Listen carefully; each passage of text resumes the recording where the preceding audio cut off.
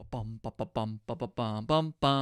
there guys, Tom here. Welcome back to my movie channel and thank you very much for joining me for this, my review of The Mandalorian Season 2 Episode 9?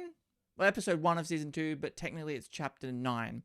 So, this review is going to contain spoilers. So if you have not yet seen Chapter 9, Episode 1 of Season 2 yet, don't watch this video, just add it to your watch later list, come back and join me after you've seen the episode because there is a lot to talk about.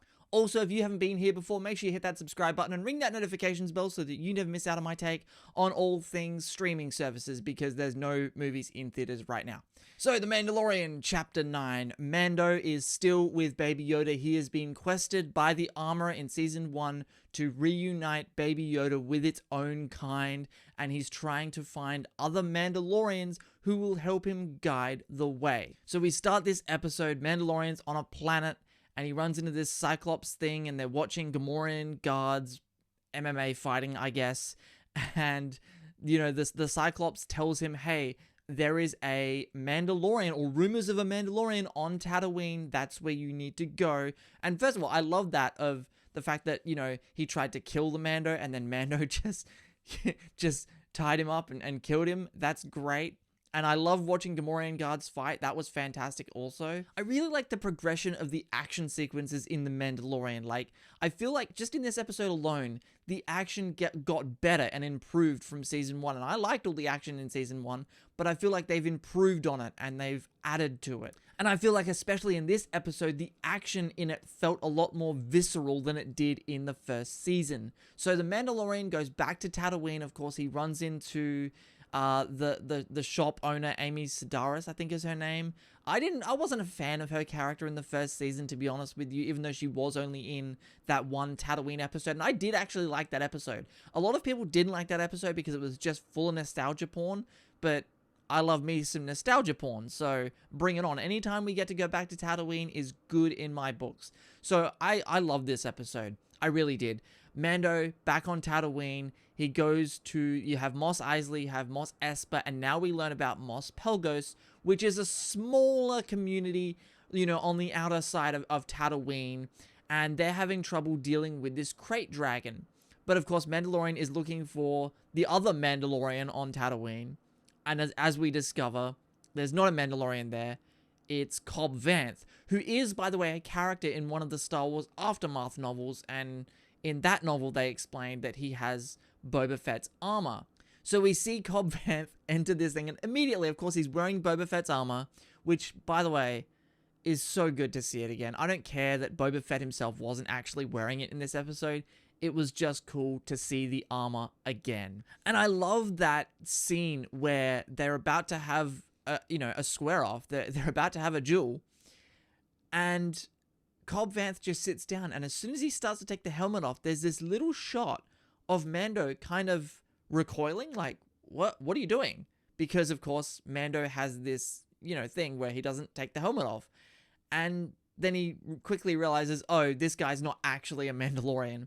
And I did love, by the way, that they, explained, they did the flashback to show how Cobb Vanth came to be in possession of the armor. I thought that was a really cool thing. They didn't need to explain it because he'd already said, well, I got it off some Jawas. So they didn't need to do the flashback. But I thought the flashback was nice. And I thought it was good because it gives us a little bit more backstory into the character of Cobb Vanth and how he came to be who he is in this little town of Mos Pelgos. I tell you what else was great about this episode, and they'd already sort of, in the last Tatooine episode in Season 1, we did see Mandalorian communicate with Tusken Raiders. But I love that they expanded upon that in this episode even more. Because now these Tusken Raiders, they're not just brutal killing machines, right? They are actual characters. This episode made the Tusken Raiders characters. And for the first time ever in Star Wars history, I felt sympathy for the Tusken Raiders. I felt like they were real characters. I felt like I connected with them. And even though they just make grunting noises, you feel that the Tusken Raiders have, a heart, and they're real people in a sense. So that's one thing that I loved about this, was that you had the dynamic between the townsfolk and the Tusken Raiders, of course, they've always been fighting, but now they have to work together. And by the end of the episode, there's a truce, I guess, between the town and the Tuskens, and they won't cause each other any issues. But I did love the whole Krayt Dragon sequence. Of course, Krayt Dragons are nothing new in Star Wars. We saw the bones of one in the original Star Wars, A New Hope, where 3PO's walking through the desert. You see the bones of one of them. So it's not a new thing. But I did love the little detail about when Cobb Vanth says, this is an abandoned Sarlacc pit, and Mando says, wait a minute, Sarlacc pits are never abandoned, and Cobb Vanth says, yeah, well, unless a Krayt Dragon eats a Sarlacc, then it's abandoned. That was a cool, because it makes you realize how, big and scary this thing is. We've seen the Sarlacc pit in Return of the Jedi, but it makes you realize this Krayt Dragon is not to be messed with at all. And I love that whole sequence of them taking out the Krayt Dragon and blowing it up. And then every 3 seconds, of course, cutting back to Baby Yoda's reaction. But let's talk about the elephant in the room. The Boba Fett reveal at the end of the episode. First of all, I wasn't expecting Temuera Morrison to show up in this episode. I hoped that he would. But I wasn't expecting him to. And by the time Mandalorian has the armor and he jumps on the speeder bike and he starts riding off into the sunset and they show the twin suns, I thought, that's a cool way to end the episode, just with the twin suns. That's a nice way to end the episode. And then it keeps panning and you see, the mysterious figures standing there overlooking, watching Mandalorian ride past. And then he turns around, and of course, it's Boba Fett, Temuera Morrison. There is some speculation that it's not actually Boba Fett, he's just playing another clone. I've seen people say that, where it's like, it's just another clone that's on Tatooine. It's like, why else would they put Temuera Morrison there? That's Boba Fett. It just is. So I'm really excited to see how that plays out. Although one question I did have was, clearly Boba Fett knew that Cobb Vanth had the armor on, so why only now is he showing up? He's obviously been keeping an eye on where that armor has been this whole time. So if he wants the armor back, why didn't he confront Cobb Vanth before? I don't know. Hopefully they're going to explain that. And I really do hope they get into how Boba Fett survived. I mean, we know he survived, obviously, but how did he survive? It would be nice if they explained that, unlike in The Rise of Skywalker, where, hey, they have to explain how Palpatine came back. No, they don't. He's there just because.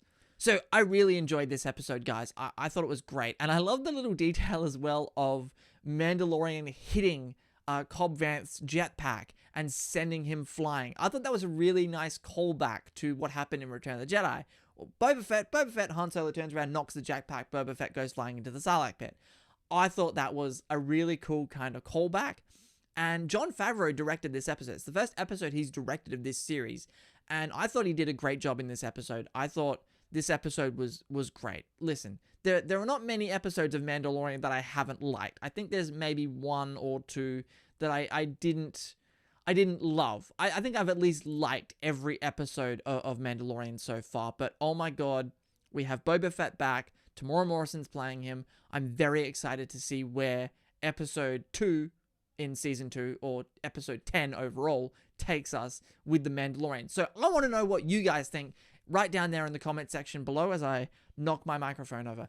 Let me know what you guys thought of this episode in the comment section below. Let's talk about some Boba Fett goodness right down there. Remember to hit that subscribe button, ring that notifications bell so you never miss out on my take on all things movies. My name is Tom, and this is The Way.